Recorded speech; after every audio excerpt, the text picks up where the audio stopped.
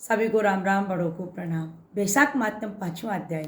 नारद जी कहने लगे, हे राजन, वैशाख मास सब धर्मों में, सब प्रकार के तपों, सब महीनों और सब दानों से ये अधिक फलदायी क्यों है, उत्तम क्यों है? हमारे को ये सब ध्यान से सुनने का मन है। तो महाप्राज्ञ, अब मैं तुम्हारे सामने कहता हूँ, तुम ध्यान से सुनो। जब सब युगों का अंत होता है, सब देवताओं के राजा शेषशाही विष्णु भगवान संपूर्ण लोक और जीवों को अपने उदर में समेट प्रलय के समुद्र में शयन करते हैं और योग माया के प्रताप से अनेक होकर भी एकता को प्राप्त होते हैं। एक दिव्य निमेष व्यतीत होने पर वेद प्रार्थना करके भगवान को जगाते हैं। तब भगवान अपने उदर में स्थित जीवों की रक्षा करते हैं। रक्षा करते हुए उन जीवों को अपने अपने कर्मों का फल देने के लिए सृष्टि के रचने का मन में विचार करते हैं। तब विष्णु भगवान की नाभि से त्रिलोकी का आधार स्वरूप स्वर्ण में कमल उत्पन्न होता है। उसी कमल में से विराट पुरुष रूपी ब्रह्मा उत्पन्न हुए। फिर भगवान ने उस विराट पुरुष में 14 भुवन उत्पन्न किए, जिनके भिन्न भिन्न कर्म और आश्रय ऐसे अनेकों समूह रचे। फिर सत रस तम 3 गुणों, प्रकृति, मर्यादा और भुवनों के समान रचे। तत्पश्चात वर्णाश्रम के विभाग कर धर्म की कल्पना करते हैं।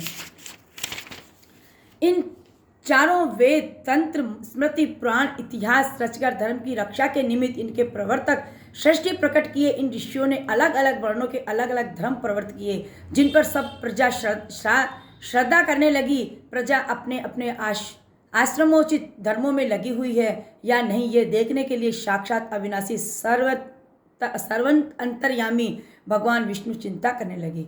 ये वर्षा काल मैंने निर्माण किया, इसमें सब प्रजा कीचड़ आदि में फंसे दुखी हो रही है, जिससे सब धर्मों को नहीं कर सकती। ये देख क्रोध उत्पन्न होता है, मन प्रसन्न नहीं होता। मेरे देखते कोई दुख नहीं पाए, ऐसे उन्हें देखूं। शरद काल में सब खेती में लगे हुए हैं, इससे पूर्ण रीति से धर्म नहीं कर सकते। कोई पके फल की अपेक्षा कर रहे हैं, कोई वर्षा से पीड़ित है, कोई शीत से दुखी, ऐसे धर्म नहीं करते। इन्हें देख मुझे शेष उत्पन्न होता है। उनकी उल्टी गति देखकर मुझे संतोष नहीं। हेमंत ऋतु में सर्दी को मारे कोई प्रातःकाल नहीं उठता, सूर्य से पहले नहीं उठते, मुझे क्रोध उत्पन्न होता है। शिशिर ऋतु में भी प्रातःकाल के समय शीत से पीड़ित रहते हुए फसल पक जाने की प्रतीक्षा करते हैं। फिर जो मनुष्य जाड़े के मारे प्रातःकाल स्नान करने के लिए केवल सोचा ही करते हैं, उनका शुभ कर्म लुप्त हो जाता है, जो कभी पूरा नहीं होता है। ये समय प्रक्षण का नहीं है, ऐसा विचार कर भगवान ने बसंत ऋतु को संपूर्ण पातकों को निवारण करने वाले माना।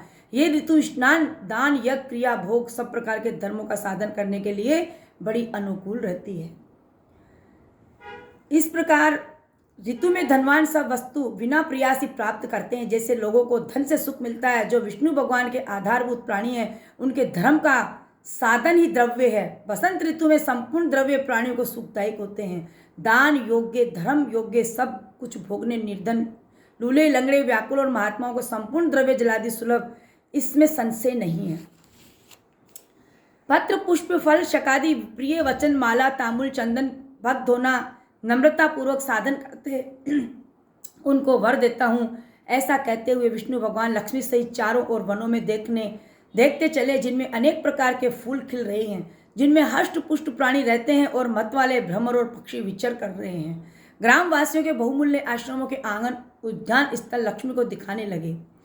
देखिए, ऐसे ही विष्णु भगवान वैशाख मास में जो अच्छी रीति से पूजा करते हैं, भगवान यही कहते हैं कि जो अच्छी नीति से पूजा करते हैं उन्हें मनवांचित फल प्रभु देते हैं, और जो नहीं करते हैं उनके धन आदि को भी हर लेते हैं।